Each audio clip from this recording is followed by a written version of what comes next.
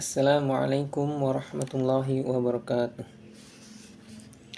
Alhamdulillahi rabbil alamin. Wassalatu wassalamu ala asrafil anbiya'i wal mursalin wa ala alihi wa sahbihi ajma'in, amma ba'du. Alhamdulillah, puji syukur kita panjatkan kehadirat Allah subhanahu wa ta'ala yang telah memberikan kita segala nikmat, taufik dan hidayahnya, sehingga pada kesempatan yang penuh berkah ini kita dapat berkumpul dalam keadaan sehat walafiat. Salawat serta salam semoga senantiasa tercurahkan kepada junjungan kita Habibana wa Nabiyana Muhammad sallallahu alaihi wasallam beserta keluarganya, para sahabatnya, dan seluruh umatnya hingga akhir zaman. Sebelumnya, izinkan saya memperkenalkan diri. Perkenalkan, nama saya Busyairi Badar, mahasiswa semester 3 di Universitas Islam Negeri Siber Syekh Nurjati Cirebon. Yang terhormat kepada Bapak dan Ibu, para alim ulama, serta hadirin yang saya hormati. Pada kesempatan yang mulia ini, izinkan saya untuk menyampaikan beberapa hal yang semoga dapat memberikan manfaat bagi kita semua dalam rangka memperdalam pemahaman kita terhadap ajaran Islam, meningkatkan kualitas iman serta takwa kita kepada Allah. Pada kesempatan yang penuh berkah ini, kita berkumpul untuk saling berbagi kebahagiaan dan kebaikan. Maka mari kita jadikan pertemuan ini sebagai momen untuk memperbanyak ibadah, memperbaiki akhlak, serta mempererat ukhuwah Islamiyah di antara kita. Semoga segala amal ibadah kita diterima oleh Allah dan kita semua senantiasa berada selalu dalam lindungannya. Amin. Pada kesempatan ini, izinkan saya berbicara sedikit mengenai sejarah kelahiran Nabi Muhammad sallallahu alaihi wasallam. Dalam sebuah riwayat diceritakan oleh Imam Ibnu Hashim dalam Sirah Nabawiyah, dikatakan bahwa Anna Aminata binta Wahbin ammu Rasulullah kanat tuhaddisu annaha atiyat hina hamalat bi Rasulillahi faqila laha innaki qad hamalti bi sayyidi hadhil ummah fa iza waqa'a ilal ardi faqawli u'iduhu bil wahid min syarri kullin hadisin summa samihi Muhammadin, yang artinya sesungguhnya Sayyidah Aminah binti Wahab, ibu Rasulullah sallallahu alaihi wasallam, menceritakan bahwa beliau didatangi seorang malaikat ketika mengandung Rasulullah. Kemudian dikatakan kepadanya, sesungguhnya engkau mengandung pemimpin umat ini. Ketika dilahir ke dunia, ucapkanlah, aku memohon perlindungan untuknya pada Yang Maha Esa dari keburukan-keburukan setiap orang-orang yang hasud. Kemudian namailah dia dengan nama Muhammad. Menurut para ulama, ketika kelahiran Nabi Muhammad, Abdul Muthalib ditanya oleh seseorang, Ma samaita ibnaka?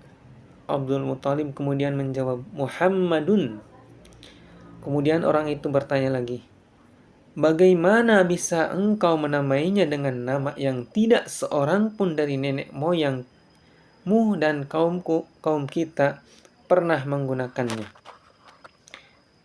Kemudian Abdul Muthalib menjawab, sesungguhnya aku mengharapkan seluruh penduduk bumi memujinya. Dalam Sirah Nabawiyah, para sejarawan mengatakan bahwa nama Muhammad tidak biasa dipakai di kalangan bangsa Arab. Hanya 3 orang sebelum masa Rasulullah yang menggunakan nama Muhammad. yaitu Ibnu Al-Faruq menyebutkan mereka yang menggunakan nama Muhammad adalah Muhammad bin Sufyan bin Majushi, nenek moyang Al-Farazak sang penyair. Yang kedua ada Muhammad bin Uhaihah. Yang ketiga ada Muhammad bin Humran bin Rabi'ah. Mereka inilah 3 orang yang menggunakan nama Muhammad sebelum Rasulullah, di mana menurut Ibnu Al-Faruq mereka 3 orang ini telah mendatangi beberapa pemuka ahli kitab yang memiliki pengetahuan tentang kitab-kitab agama terdahulu, dan mereka pula lah yang berwasiat kepada keluarganya bahwa jika dilahirkan seorang anak laki-laki dinamai dia Muhammad, kemudian mereka pun harus mengikutinya. Menurut Abdurrahman Al-Suhail, nama Muhammad diambil dari isim sifat, di mana nama tersebut bermakna yang dipuji. Kemudian di mana nama Muhammad mengandung makna takrir yang diucapkan terus-menerus. Dengan demikian, nama Muhammad bermakna yang dipuji secara terus-menerus. Masa kelahiran Nabi Muhammad lahir pada tahun 570 Masehi, hari Senin, tanggal 12 Rabiul Awal, tahun Gajah, di Makkah, di dalam keluarga Quraisy yang terhormat. Menurut riwayat Imam Ibnu Ishaq bin Ibnu Abbas, dikatakan bahwa wulida Rasulullah yaumil isnain lil isnaiti asarata lailatan khalat min syahri Rabiul Awal ammil fil. Rasulullah SAW dilahirkan di hari Senin tanggal 12 di malam yang tenang pada bulan Rabiul Awal tahun Gajah. Nabi Muhammad merupakan putra dari ibu Siti Aminah dan ayah Abdullah. Nabi Muhammad bernasab mulia dari golongan Arab Quraisy, di mana nasab dari ayah beliau merupakan pemuka agama di Makkah, di mana ayahnya bernama Abdullah dan kakeknya bernama Abdul Muthalib.